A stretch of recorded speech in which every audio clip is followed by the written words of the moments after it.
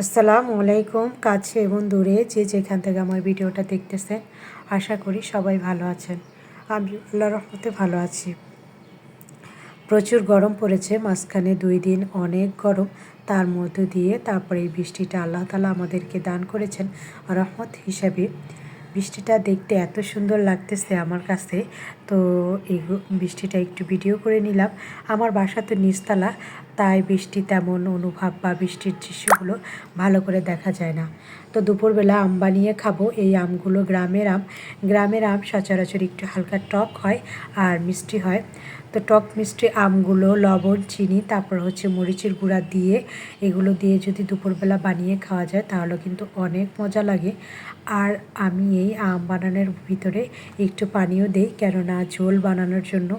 আর এই আম বানানোর ঝোলটা আমার 2 মেয়ে এত পছন্দ করে, দেখা যায় শেষে ওরা ঝোল নিয়ে একটা কাড়াকাড়ি হয়ে যায়। দেখবেন আম ভর্তা, টক জাতীয় ভর্তা যদি একটু কাড়াকাড়ি করে যদি খাওয়া হয় বা গ্রামে কোনো গাছের নিচে বসে এই আম ভর্তাটা খাওয়া হয়, তখন তার স্বাদ এবং মজাই কিন্তু আলাদা, ঠিক না? কারা কারা খেয়েছেন গ্রামে আম ভর্তা এই গাছের নিচে বসে গরমের দিনে? কমেন্টে জানিয়ে দিয়েন তো। আর এই হচ্ছে আমার বাবার বাড়ির ভিডিও। এখানে আমি আমার বাবার বাড়ি এসেছি মাত্র একদিনের জন্য। এসে তারপরে এখানে কিছু রান্নাবান্নার আয়োজন চলতেছে। আর এই আমার বাবার বাড়িটা হচ্ছে মিরপুরের ভিতরে। মিরপুরে এত গ্যাসের সমস্যা যা বলার বাহিরে। এই যে কূপের মতন গ্যাস চলতেছে সকাল থেকে। যে শুক্রবার দিন গ্যাস নাকি আরও বেশি থাকে না, কেননা শুক্রবার দিন বন্ধের দিন, সবাই বাসায় থাকে, এজন্য গ্যাসের সমস্যাটা একটু বেশি দেখা দেয়। তো সকাল সকাল রান্না করতে হয়, না হলে সন্ধ্যার পরে রান্না করতে হয়। আর রান্নার যে টাইমটা দুপুরবেলা, সেই সময় গ্যাস থাকে না, গ্যাস থাকে অন্য একটা সময়। তো এখানে পোলাও রান্না করতেছে। যেহেতু পোলাওয়ের ধাপে ধাপে রান্না করতেছে, 2 ধাপে।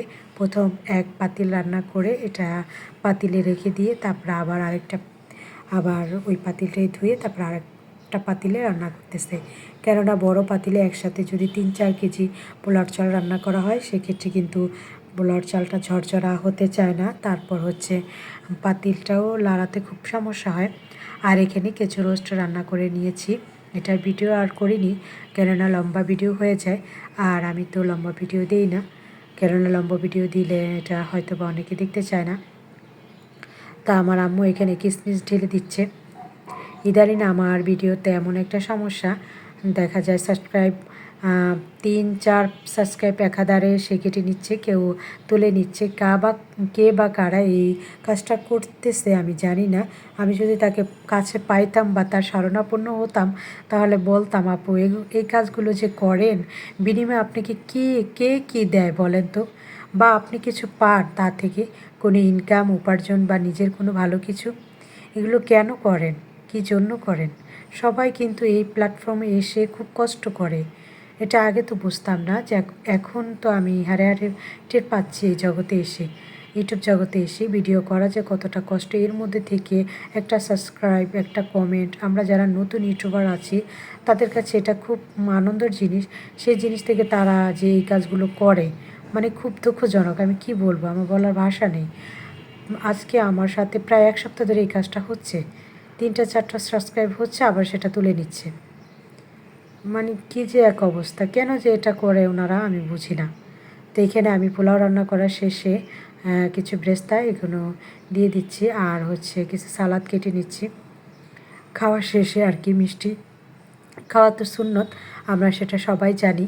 কিন্তু খাওয়ার শেষে মিষ্টি খাওয়াটা একদমই খেতে পারি না, কেননা পেট ভরা থাকে, তার মধ্যে থেকে মিষ্টি খাওয়াও যায় না। একটু এই ধরনের ক্রিমওয়ালা বা বেশি পনির জাতীয় মিষ্টিগুলো দেখতে খুবই ভালো লাগে, কিন্তু খেতে অল্প একটু খেলেই কিন্তু আর কি মুখ মেরে যায়, আর খাওয়া যায় না। তো আমার ভিডিওটা প্রায় শেষ পর্যায়ে।